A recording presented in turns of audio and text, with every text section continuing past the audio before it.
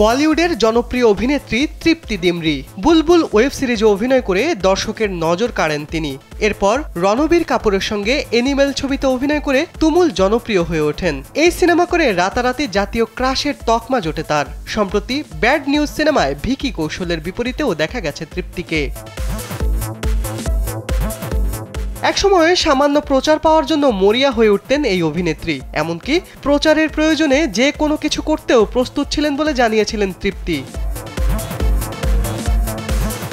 2018 সালে মুক্তি পায় তার অভিনীত লায়লা মজনু সিনেমা। তবে বক্স অফিসে মুখ থুবড়ে পড়ে ছবিটি। এতে আত্মবিশ্বাস হারিয়ে ভেঙে পড়েন তৃপ্তি। সম্প্রতি এক সাক্ষাৎকারে অভিনেত্রী বলেন, সে সময় প্রচারের আলোয় আসার জন্য যে কোনো কিছু করতে রাজি ছিলাম, তবে এখন আমার মধ্যে ভয় কাজ করে না। আমি জীবনে সমতা বজায় রেখে চলতে ভালোবাসি। অভিনয় আমার পেশা। একটা সময় তৃপ্তির মনে হয়েছিল যে কোনোভাবে খ্যাতি লাভ করতেই হবে, তবে বর্তমানে এই ভাবনাকে পেছনে ফেলে এগিয়ে যাচ্ছেন তিনি।